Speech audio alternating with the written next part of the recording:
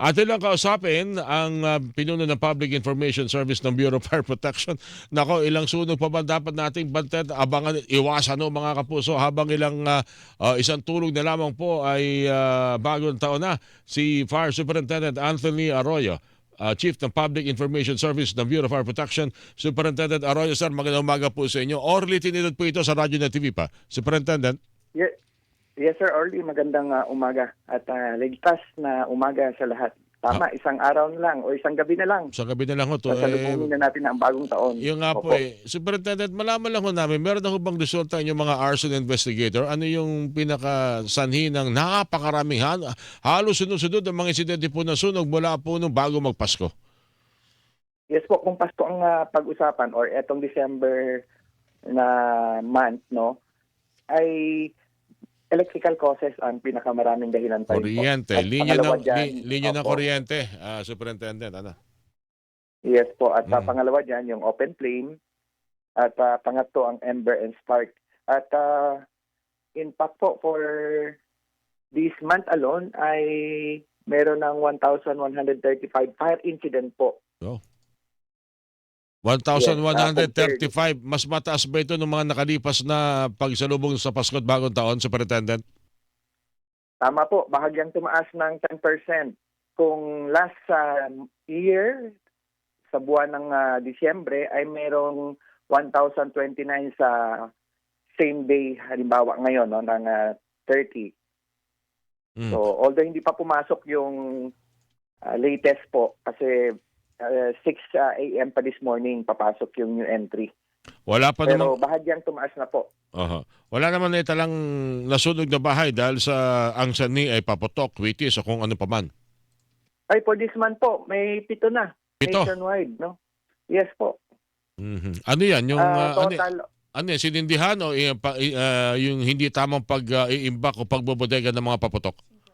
parehas po. Merong may sumabog dahil nag-imbak ng maraming paputok sa loob ng kabahayan. Meron rin during transport ng nasabing mga paputok and pyrotechnics.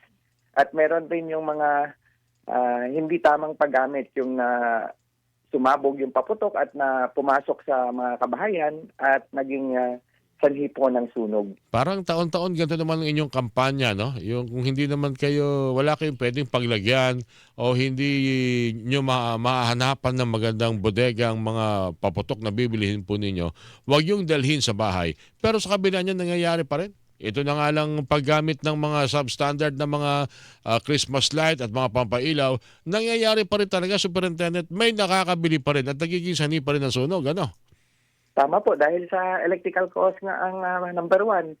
Isa dyan sa dahilan, ang daming substandard na nagkalat na walang DTI approved at available kasi sir kahit saan, kahit online, sa mga market, sa public market, kahit sa kuminsan sa bangketa. So hindi na nasusuri kung ito yung may product standard mark o PS mark. Halata naman sir dahil talagang quality pa lang ay delikado na.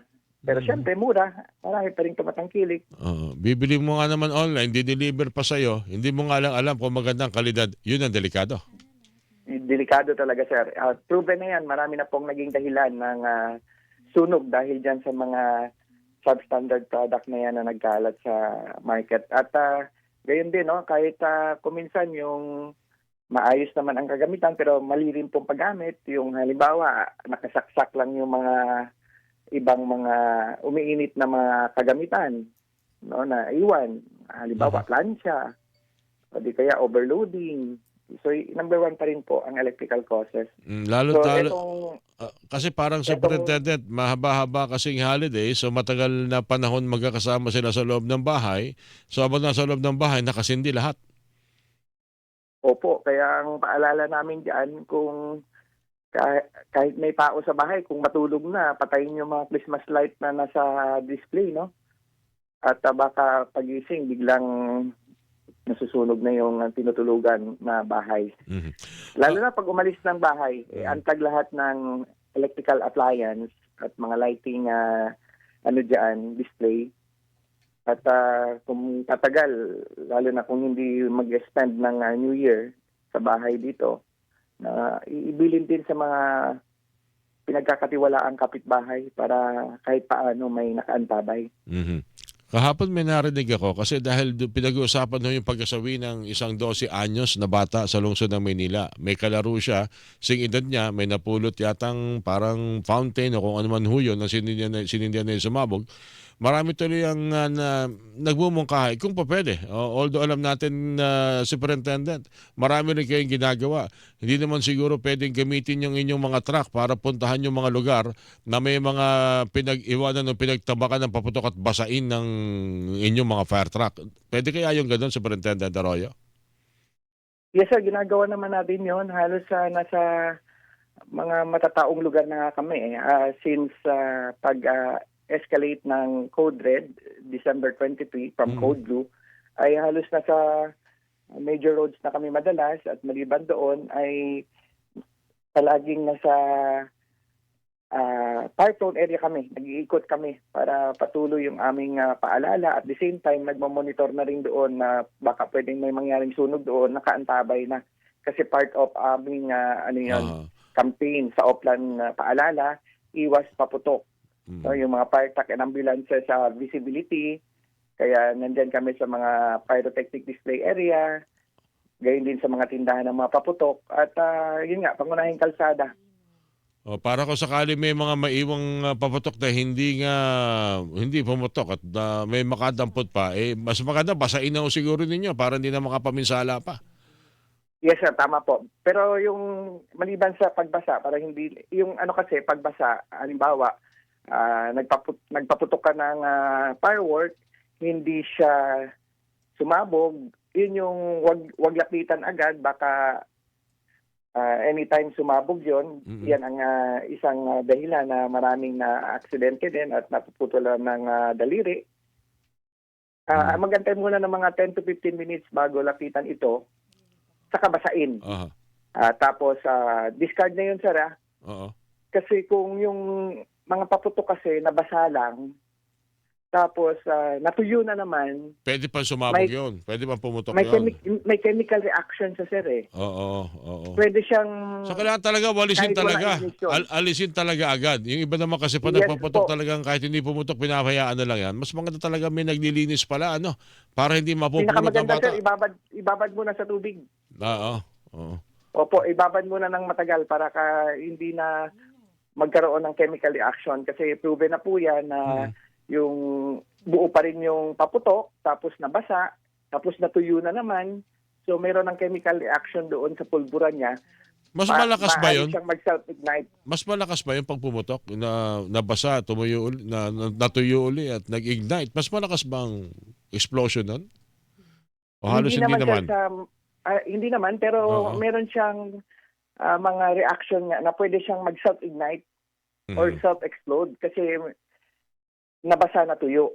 Alright. Oo, kaya babad talaga sir sa tubig na kung pwede nga more than 5 minutes para mas safe, no? Okay. Superintendent, isang tanong na lang. Meron ba mga barangay, marami ba mga barangay ang hindi sumusunod na merong common firecracker zone? Ngayon Yes, sir, marami mula naman noong po. December, ngayong taong 2025 na ito. Yes sir, marami naman po. Yung mga LGU po na nag-respond sa panawagan ng ating kalihim Secretary John Vicrimulya na in support doon sa Republic Act 7183, yung firecracker law. So nagkaroon pa sila ng mga ordinansa na talagang kahit yung mga legal na paputok ay pinagbabawal. At nag-designate na lang sila ng mga community fireworks and pyrotechnic display area. No, tulad sa halimbawa mabanggit lang sa lungsod ng Baguio City, talagang kahit legal na paputok ay bawal doon dahil sa ordinansa nila. So sa ordinansa naman natin, depende 'yun sa kanilang nabuo na said ordinance. Okay. Superintendent, maraming salamat at makikipag-ugnayan ulit kami sa inyo, lalo na itong pagsalubong natin sa bagong taon. Magandang umaga po sa inyo, mabuhay po sa Yes sir, magandang BFP. umaga. Thank you, sir. Opo, lalong masaya ang bagong taon kung ang bawat isa ay ligtas. Salamat sir, tama po. salamat. Fire Superintendent Anthony Arroyo, ang Chief ng Public Information Service ng Bureau of Fire Protection, ang inyo pong napakinggan.